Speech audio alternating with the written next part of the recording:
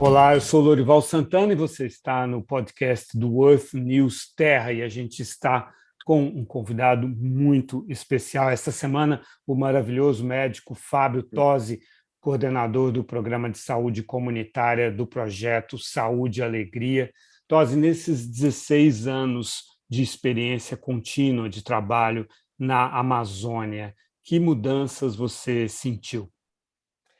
Então, é bem importante, eu acho que essa observação é importante. Primeiro, que hoje eu acho que a Amazônia ela tem que estar em todas as pautas, né?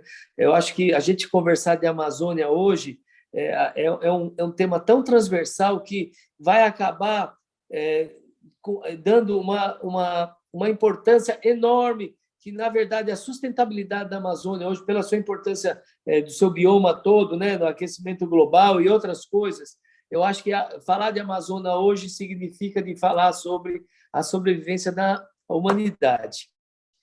Tamanha a importância que a gente deve ter para a Amazônia. A Amazônia está em incríveis transformações, né? Então, a gente tem observado aí, principalmente nessa história toda aí, um turbilhão de processos predatórios do meio ambiente, das populações, degradação de várias coisas, mas em relação à saúde, é inegável que em vários setores a gente teve um avanço. Tá? Então, com a criação do SUS, e principalmente alguns anos atrás, o SUS teve vários avanços. Né? Então, estruturou-se melhor o sistema de urgência e emergência, foi criado o sistema para atenção básica das equipes de saúde da família. Então, houve realmente grandes avanços, porém, os avanços se detiveram mais ainda aos centros urbanos, ficando a floresta, né, que hoje é representada pelas terras indígenas e pelas áreas de conservação,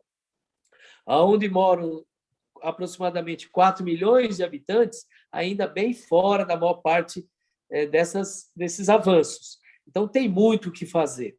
Quando eu olho para a Amazônia, melhorou? Claro que melhorou, porque quando melhora as cidades que estão distribuídas dentro da Amazônia, né, hoje a gente tem mais ou menos 800 e poucos municípios, e se nas sedes do município a saúde melhora, a gente tem um aumento, mas ainda essa saúde não chega na ponta.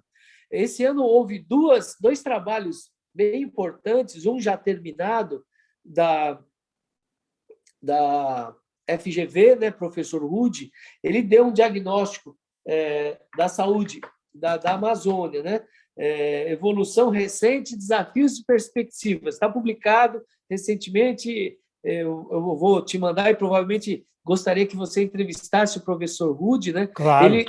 Ele fala mais ou menos disso que eu estou falando, só que com uma forma mais embasada. Ele tem indicadores, ele fez entrevista quantitativa, qualitativa de gestores, secretários de saúde, prefeitos. Então, é um trabalho muito bonito. E também nós esperamos estar publicando agora em setembro uma extensão desse trabalho. O Ruth fez um trabalho maravilhoso e chegou no município. E nós estamos estudando a presença do SUS, que a gente chamou o SUS da floresta, o SUS nas áreas de conservação e nas terras indígenas. Nada mais é do que a gente fazer um registro hoje do que a gente encontra nessas regiões. Será que tem médico, posto de saúde, aparelho de raio-x? Qual a distância?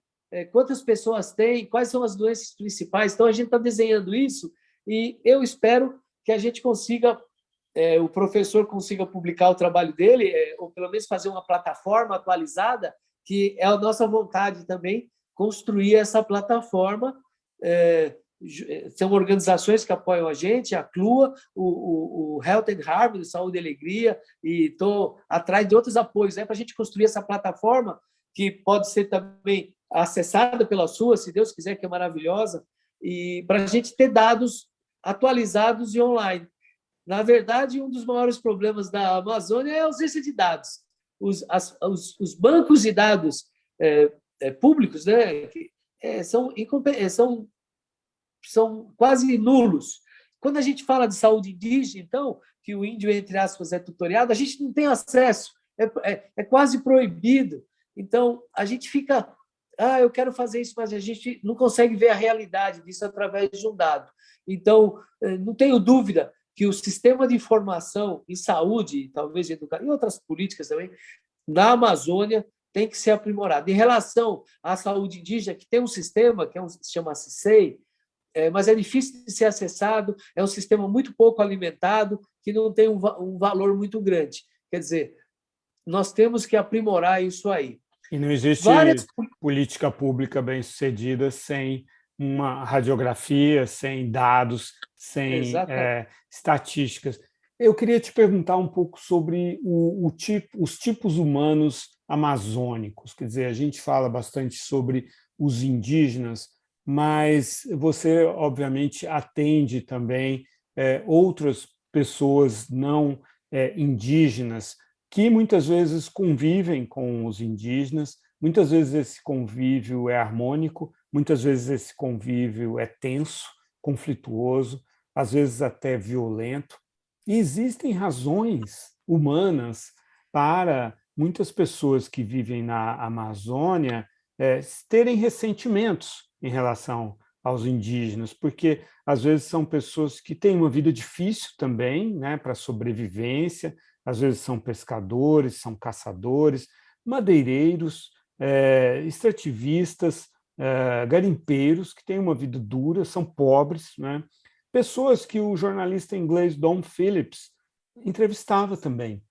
Ele não estava ali só para ouvir os indígenas, ele olhava para essas pessoas e via essa gente sofrida também. É um mundo complexo, no qual não vale a pena a gente querer ficar de um lado. A gente tem que olhar do ponto de vista humano e perceber que o Brasil não tem um plano para todo mundo, para todos os brasileiros, indígenas, não indígenas, que estão na Amazônia. Como são essas outras pessoas? Isso que eu estou dizendo, existem essas pessoas realmente? Essa sua visão é bem interessante. Na verdade, não são só os indígenas, como também os povos tradicionais, como também os povos que estão vivendo hoje na Amazônia, que sofrem das mesmas mazelas que são a ausência de todas as políticas públicas que você pode imaginar. Então, aqui no nosso caso do Bruno e do Dom, a ausência de várias políticas, inclusive da justiça, que falhou, né? Então, essa conversa, eu acho que eu vou falar um pouquinho, sim, mas eu acho que o antropólogo pode falar muito melhor do que eu. Eu vou falar um pouco do lado humano, mas quando a gente fala do lado humano, a gente tem que olhar para trás e entender um pouquinho como foi esse movimento, né? Então, a gente tem aí esses povos originários, na década de 40, 50, a Amazônia, vamos dizer assim, 60, né? O Inferno Verde, e começou vários movimentos que passam por vamos dizer assim, transversalmente em vários sistemas, né? Agrário, de imigração, tudo. E hoje nós encontramos todo tipo de povo na Amazônia. Então, a gente tem uma fronteira, que essa fronteira veio pela exploração de baixo para cima, né? Que, vamos dizer assim, hoje é a nossa fronteira do agronegócio, né? Do gado, que veio sempre de baixo para cima. A maior parte dessas populações que se tornaram hoje são amazônicos, né? Eles vieram do sul, né? Muitos gaúchos, muitos catarinenses, que estão lá mais ou menos miscigenados. Por cima veio grandes movimentos como no ciclo da borracha, né? Uma série de nordestinos também que estão lá hoje. Então, quando a gente vai numa cidade, no centro lá, por exemplo, Santarém é exemplo disso. A gente tem muito catarinense, ainda descendentes, né? Catarinenses, gaúchos, nordestinos, cada um se especializou, é interessante, no negócio. Por exemplo, Santarém, os nordestinos são os donos do comércio. Todo o comércio veio pelo nordestino, né? A parte de propriedade de terra agrícola está nos povos que vieram aqui do sul, e os tradicionais vão sempre sendo espremidos, né? Isso aconteceu no nosso litoral de São Paulo. Aí a gente vai pela expansão imobiliária, né? Então, hoje na Amazônia a gente tem esse mosaico de povos, mas todos sofrem iguais. E, na verdade, pela ausência de políticas públicas, de outras políticas, viver na Amazônia é sobreviver. Então, quanto mais longe você vai, mais perto a gente está, vamos dizer, dos dos nossos ancestrais que lutavam pelo amanhã, porque tem que caçar, tem que pescar, tem que se defender, tem que ver quem que está entrando na sua terra, o que está querendo, proteger a sua família. Então, na periferia, que está fora de qualquer segurança, qualquer política pública, né, ainda o quadro é bem difícil. E isso é muito marcante, porque os municípios são pequenos, então a periferia não está longe. Então, quando você tem um lugar que você tem mais de 40% de municípios com menos de 30 mil pessoas e 20%, acho que é 25% de municípios com menos de 10 mil pessoas no município, e municípios do tamanho de países, quer dizer, a gente está quase que sozinho no meio do mato. Então, o pensar a Amazônia tem que ser de tudo adaptado à realidade que a gente controla. E isso não é difícil de encontrar, existem grandes iniciativas. Essa política pública que eu te falei, que a gente comentou no outro episódio, ou nesse mesmo, que foi sobre as equipes de saúde de família fluviária, né? A saúde viajando pelo rio e indo na porta. Olha, tem um dado da Health and Harmony que fala que uma família que se desloca de uma região rural para o centro da cidade gasta mais ou menos de 2 a 4 mil. Aonde eles vão conseguir esse dinheiro? Porque computando o custo social, ele deixa a cria lá que vai morrer, deixa a sua plantação que não vai vencer, a família toda tem que vir, porque se o chefe de família não está, eles não têm que comer. O índio é assim também. Então, realmente tem que ter um olhar do Estado para essas comunidades. Então, esse programa é bom. Existe uma ONG que chama Expedicionários da Saúde, que tem um trabalho incrível de levar tratamento especializado para as aldeias indígenas, especialmente para os povos. Hoje eles estão operando lá no Rio Tiquié, no Amazonas, fronteira com a Colômbia, colecistectomia, 40 colecistectomias, operando mais um tanto de hérnias. O que é isso? O que é essa? Toda a estrutura. O que é esse negócio que você falou aí? Colecistectomia é retirada da vesícula biliar quando tem cálculos, que dá muito sintoma digestivo, né? Vômito, dor. Desculpa. Fábio, então, onde você acha que em quais setores porque você é um médico, um cientista, um expedicionário e um grande observador também da condição humana e da natureza também. O que você acha?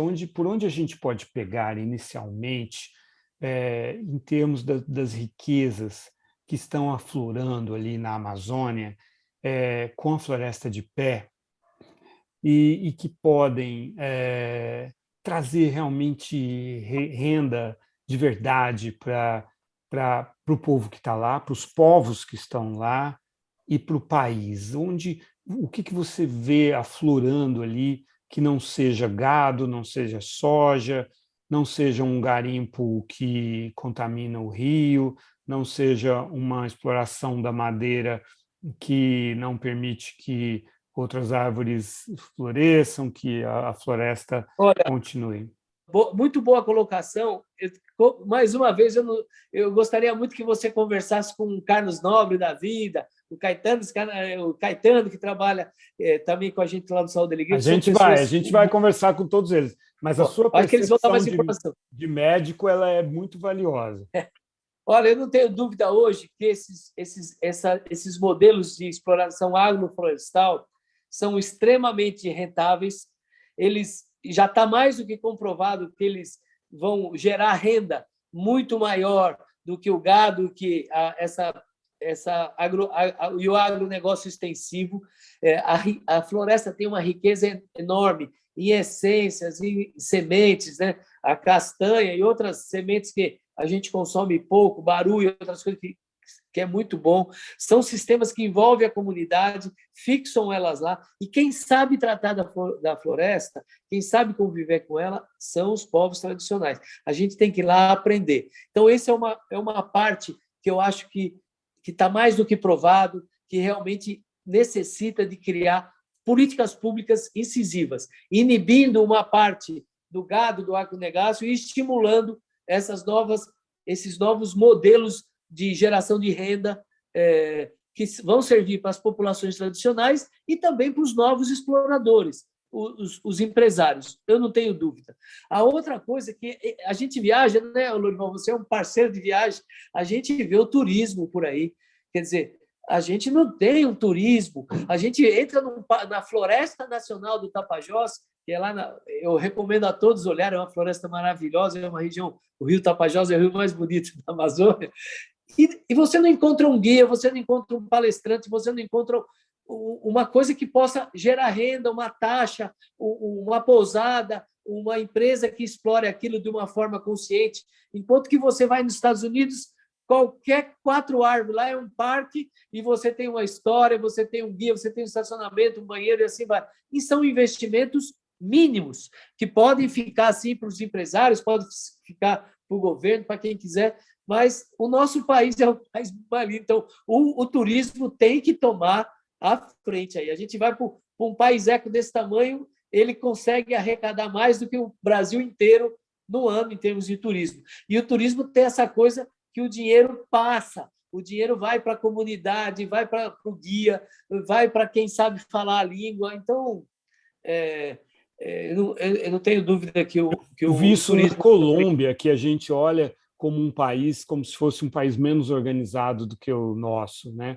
Parque Nacional, ali no estado do Amazonas colombiano, ali perto de Letícia, ali do outro lado de Tabatinga, Parque Nacional, com um indígena como guia, fazendo ali o passeio pelo parque, fazendo palestra, mostrando a sua cultura, se sentindo super valorizado ali. Depois, no final, os turistas compram os produtos deles. Não tem mistério, né? Não é uma coisa do outro... Ô, Lorival, eu tenho experiências muito boas, mas, às vezes, o Estado é muito engessado para desenvolver algumas iniciativas.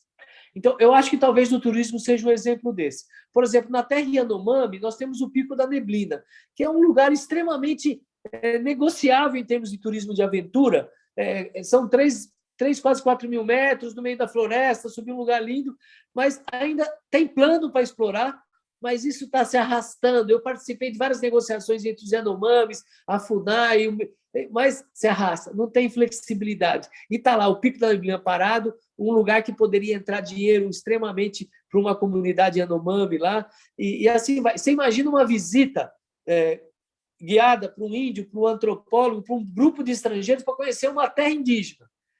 Quer dizer, se um dia você tiver a oportunidade, que nem eu tive, de ir no Zoé, sem brincadeira, foi a viagem mais profunda, mais impactante da minha vida, conhecer a estrutura social, os cuidares daquele povo, inclusive as relações dele com as pessoas de fora. Quer dizer, é uma coisa impressionante. Nós vamos, às vezes, para a Europa e a gente acha bonito, mas o bonito... Então, é uma forma. A outra coisa é essa relação entre a academia e as possibilidades da floresta, né? Da exploração de recursos naturais, da investigação científica, das essências, dos óleos, dos medicamentos, dos princípios ativos.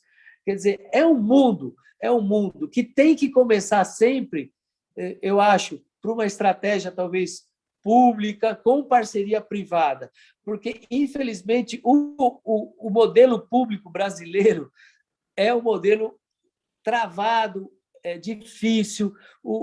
Eu sou funcionário público de carreira, mas uma grande parte, quanto menos é mais. Então, a gente tem que ter essa parceria público-privada. Acho que o terceiro setor tem um papel importantíssimo no desenvolvimento disso, mas o terceiro setor tem que saber entrar e sair, quer dizer, oferecer capacitação, dissecar um problema. Como a universidade, não pode ficar só para a universidade, ela tem que abrir.